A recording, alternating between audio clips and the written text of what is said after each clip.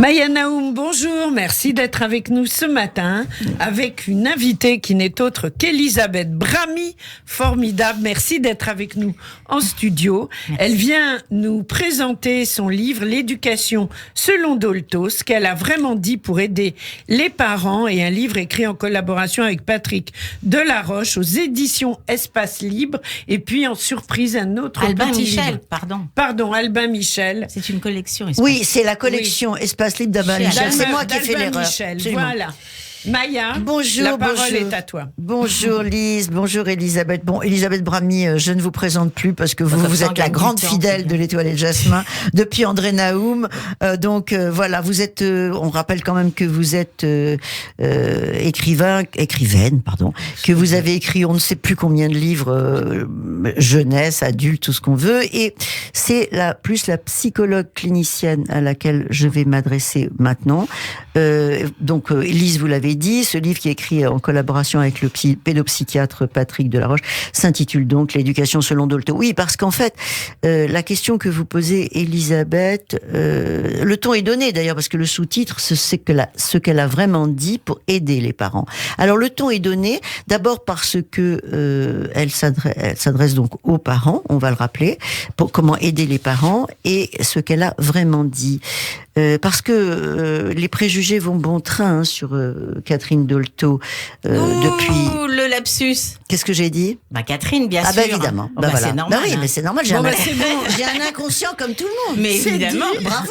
Bonjour Catherine. Bonjour Catherine. C'est dit, on n'y revient pas. On n'y revient pas, mais c'est formidable. Mais on a un inconscient. C'est arrivé à bien d'autres que vous. C'est très rigolo. Je parlais évidemment de Françoise Dolto. Les préjugés vont bon train. Alors d'abord, Elisabeth, qu'est-ce qui se passe ? C'est quoi ces préjugés ? Non, d'abord, il faut que je dise comment ce bouquin s'est déclenché. C'est-à-dire, il y a quelques années, je passais dans la rue, à un kiosque, je vois un magazine que je ne citerai pas, et qui titrait « Faut-il brûler Françoise Dolto ?»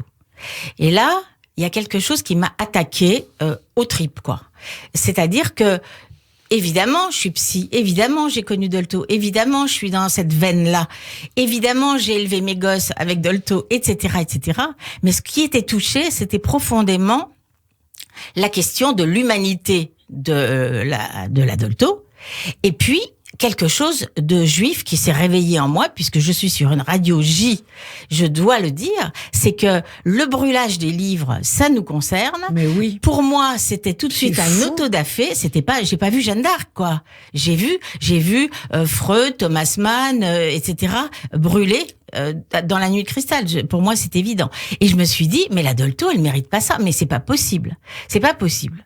Et j'ai mis de côté tout ce que j'étais en train d'écrire. J'ai passé un coup de fil à Delaroche, avec qui on a passé des années à Ville-d'Avray dans un hôpital de jour à travailler ensemble.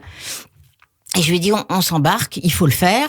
Albin a tout de suite dit oui. Et c'est un combat contre un acharnement qui dépasse ma petite question, bien évidemment, mais qui pour moi était très important à régler, c'est-à-dire que je ne supporte pas qu'on tue 2 fois ceux qui sont déjà morts. Oui, non, mais j'entends bien, mais... Et c'est finalement, en venant ici, je me suis dit qu'un jour, on avait fait une émission sur mon père aussi, peintre, Emmanuel Proveller, et que, quelque part, c'était le même combat, c'est-à-dire que rendre justice à ceux qui sont morts et qui nous ont apporté quelque chose, qui ont créé, et sur lesquels on ne veut plus poser les yeux. D'ailleurs, on veut les rayer de la carte, on veut les effacer. Moi, je ne veux pas qu'on efface. Françoise Dolto a énormément apporté à notre société. Et non, mais justement, énormément. Lise, Mais de nos jours, il y a des détracteurs, il y a pire, je ne sais même pas comment les appeler. Qu'est-ce qui se passe ? Parce que la question que je vous ai posée, Elisabeth, c'est qu'est-ce que c'est que ces préjugés ? Et la deuxième question qui est intrinsèque, c'est est-ce que les jeunes parents aujourd'hui lisent Dolto ? Pas du tout, ils savent même pas comment... Qu'est-ce qui s'est passé ? D'ailleurs, ils font peut-être le même lapsus parce qu'ils nourrissent leurs gosses avec Sauf que moi, je les ai élevés Dolto Françoise. Voilà. Bon, donc. Non, ce qui se passe, écoutez, c'est difficile à comprendre. J'ai essayé d'écrire une introduction qui prenait prenait l'éventail de tous les possibles et les hypothèses, et il y en a de pire que d'autres. C'est-à-dire que il y a des gens, et je les citerai pas, qui se disent intellectuels, qui se disent psy, qui se disent philosophes, qui ont osé l'attaquer en dessous de la ceinture, c'est-à-dire comment se fier à une femme, et ils disent femme, intéressant, qui a donné naissance au fils qu'elle a eu, c'est-à-dire carrément comme si Carlos était une erreur de la nature, un monstre, un ratage de la maternité, et du coup tout était décrédibilisé. C'est insupportable. Donc il y a aussi derrière quelque chose chez moi sans doute aussi de réhabiliter une femme, parce que si elle avait été un homme, elle aurait été moins attaquée. On n'attaque pas un homme parce qu'il a pondu un fils homo, je sais pas quoi. On laisse tomber, ça, c'est le grand psy. Est-ce qu'on, non, je vais pas citer les copains, mais est-ce qu'on sait quelque chose de la vie de Serge Effès? Est-ce qu'on sait tous les potes? Non. Ou de Delaroche? Non. Là, c'est une femme et on va gratter là où ça peut faire mal et la démolir. Alors moi, ce qui m'a vachement intéressé dans cette période de vacances scolaires, d'ailleurs c'est très très bien que j'espère que les parents nous écoutent. Ce qui m'a vachement intéressé dans votre livre, c'est que c'est un véritable manuel. D'abord pour dire exactement ce qu'elle a dit, mais point par point, c'est-à-dire l'éducation, qui va sur la propreté, qui va sur la façon de se tenir à table. Et Elisabeth Bramy et Patrick Delaroche vont faire un véritable petit manuel qui est très très très intelligent. Je le recommande à cause de ça, parce que vous êtes très très clair là-dessus. Elle a dit ça, elle a dit ça, elle a dit ça, elle a dit ça, elle a dit ça. Oui, absolument. Par exemple, sur les familles recomposées. Prenons elle n'était pas du tout gender. Elle n'était pas du tout dans un truc comme ça. Alors, peut-être que ça dérange d'ailleurs. Oui. Peut-être que ça dérange. Il y a plein de choses qui dérangent chez elle, parce qu'elle était d'une liberté de penser et d'un bon sens tel que normalement, écoutez votre enfant, vous trouverez la solution, quoi. Trompez-vous, et puis si vous trompez, vous excusez, c'est pas grave. C'est des choses toutes simples. Mais pour en revenir aussi au mot manuel que vous proposez, eh bien, elle n'a jamais écrit un manuel d'éducation. Jamais. Tous les gens, j'allais dire les connards, qui parlent d'elle aujourd'hui et qui se prennent pour on ne sait pas quoi, ils travaillent sur l'idée de manuel où on coche les petites cases et où on fait la carotte, le bâton, comme dans les années 30. Enfin, c'est complètement rétro, quoi. Il y a une régression. Il y a une régression. Totale. De toute façon, toute la société régresse. On retourne au Moyen-Âge à 100 à l'heure. Alors, mais elle le dit d'ailleurs dans le livre, et c'est vachement bien fait parce que vous citez à chaque fois la référence, etc. Elle dit, attendez, moi j'ai jamais fait de manuel, j'ai jamais donné de conseils. Moi je vous dis simplement, regardez votre enfant, parlez avec votre enfant, etc. Moi je vous dis, Elisabeth et Élise, ma fille est cadette, a été la petite fille qui a rencontré la première maison verte. C'est-à-dire que c'était dans le 15e. Elle avait 8-9 mois et je l'ai amenée, elle venait d'ouvrir la première maison verte. C'était vachement impressionnant. Mais la maison verte, il faut expliquer ce que c'est. Tout le monde ne sait pas. Ils vont croire que c'est une boutique de peinture. Non, quand même. Et est-ce qu'il y en a encore et comment ça se passe? Oui, il y en a encore. Elles ont essaimé.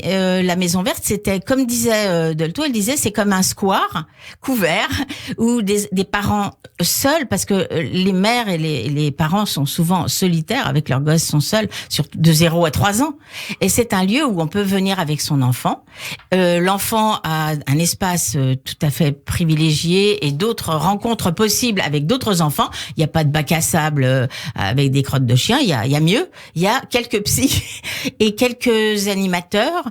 Et surtout, le parent, non seulement il peut rencontrer ses congénères, mère et père, mais aussi il peut poser des questions à des gens de la profession. S'ils ont si le parent a quelque inquiétude sur le développement, si c'est son premier, etc., s'il vit un drame conjugal, tout ça peut être posé là, dit, parlé, et en présence de cet enfant qui lui continue à jouer, à essayer de manger le pied de l'autre.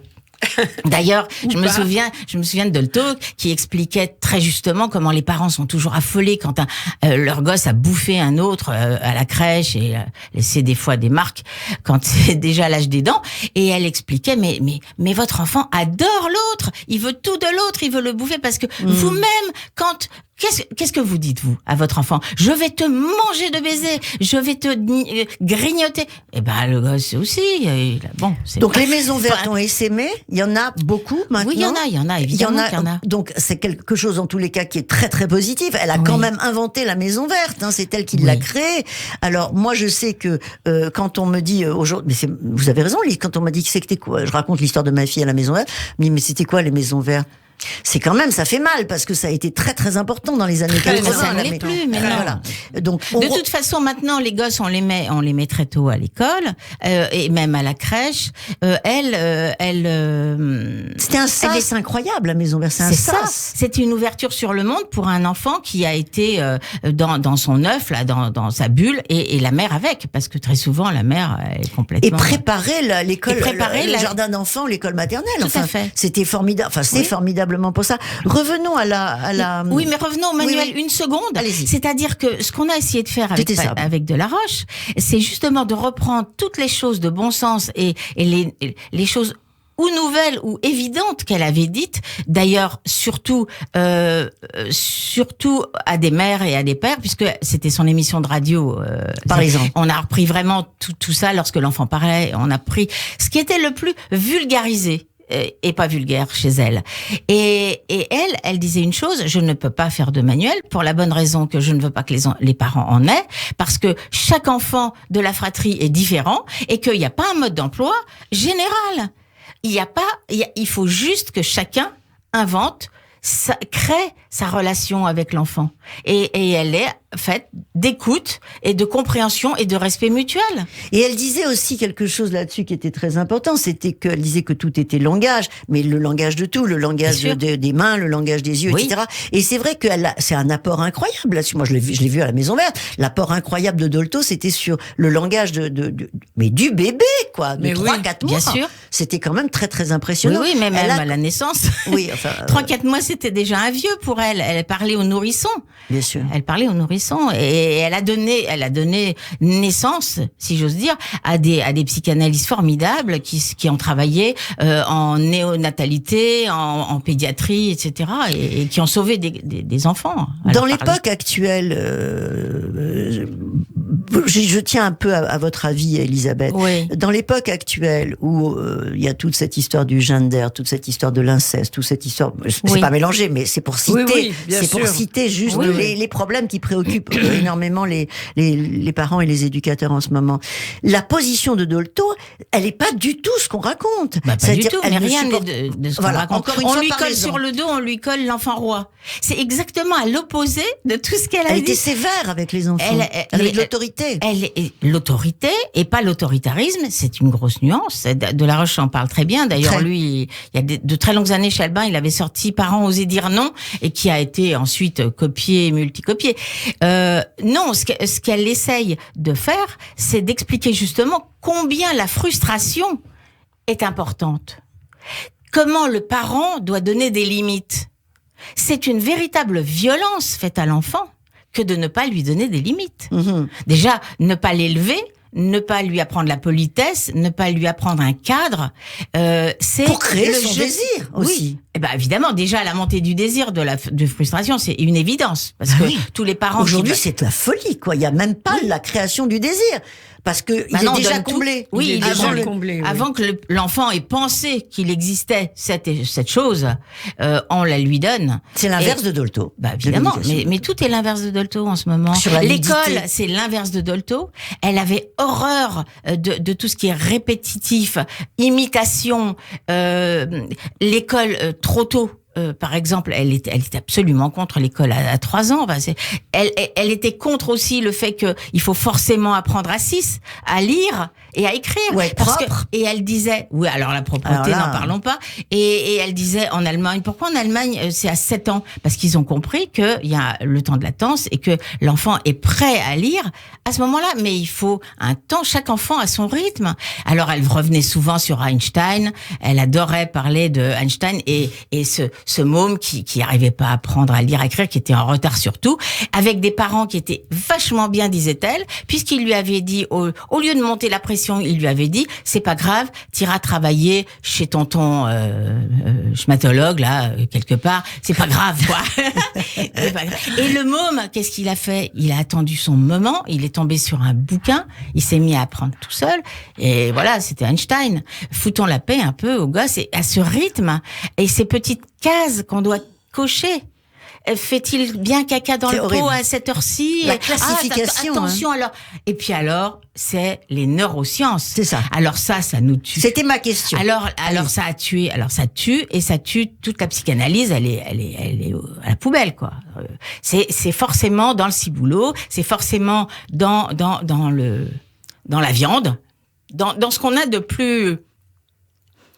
plus animal que ça se passe du coup, alors que elle c'était dans la culture que ça se passait. Elle savait, d'ailleurs, je me souviens très bien de Rostand qui disait chaque fois qu'un bébé naît, c'est un Cro-Magnon qui naît dans le berceau. C'est-à-dire nous on fait venir un être de nature, mais on en fait un être de culture. Le boulot de Dolto et de tous les parents, c'est d'humaniser l'enfant. Vous parliez du langage, c'est le langage. C'est ça. Et la plasticité du cerveau, puisqu'on vous parlait de neurosciences, c'est la culture qui fait la plasticité du cerveau. Bien sûr.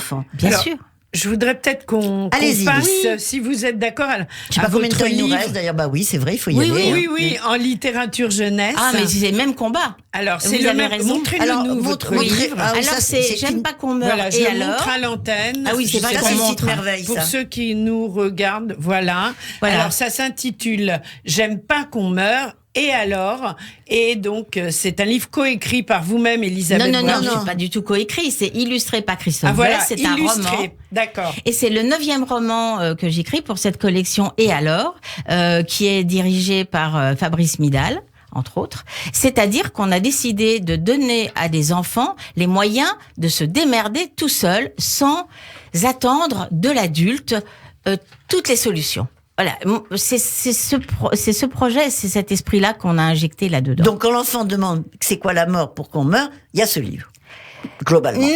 Non, c'est pas, les bouquins ne sont pas des modes d'emploi du tout. C'est un roman. Un enfant qui n'a pas d'angoisse de mort peut très bien le lire. C'est un roman. Nous, on a bien lu des histoires de garçons qui nous concernaient pas quand on était petite. On s'est identifié, sans famille, en famille, tous ces machins. Bon, bref. Non, dans ces bouquins-là que je fais, le 9e, il y a toujours une thématique. Il y a un enfant qui incarne un certain souci, un problème. Des fois, c'est ma meilleure amie a déménagé. Des fois, c'est mes parents divorcent. C'est pas toujours des gros drames en apparence, mais des fois, j'ai pas assez d'argent de poche. Voilà. Et je traite ça comme un roman. Et dans celui-ci, il s'agit d'une petite fille qui sort de la piscine avec sa grand-mère. Comme les mercredis, elles se font un plaisir de patauger. Et tout à coup, elle voit sa grand-mère essoufflée, qui se traîne un peu. C'est pas du tout le genre de la maison. Et la question va surgir, la prise de conscience que la mort existe surgit chez cette petite que je mets en scène.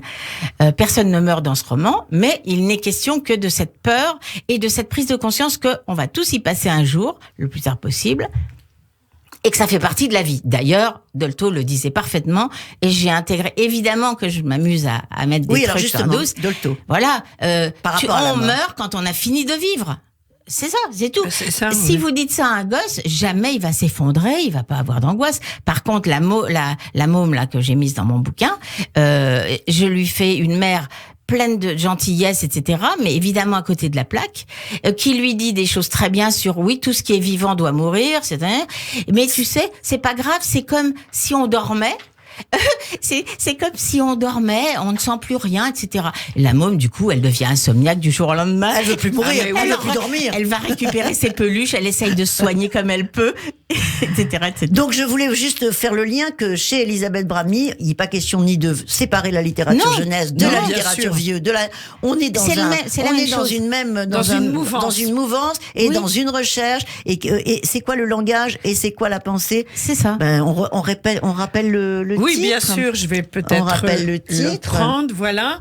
Donc, Elisabeth Bramy, Patrick Delaroche, l'éducation selon Dolto, ce qu'elle a vraiment dit pour aider les parents, dans la collection Espace Libre, chez Albin Michel.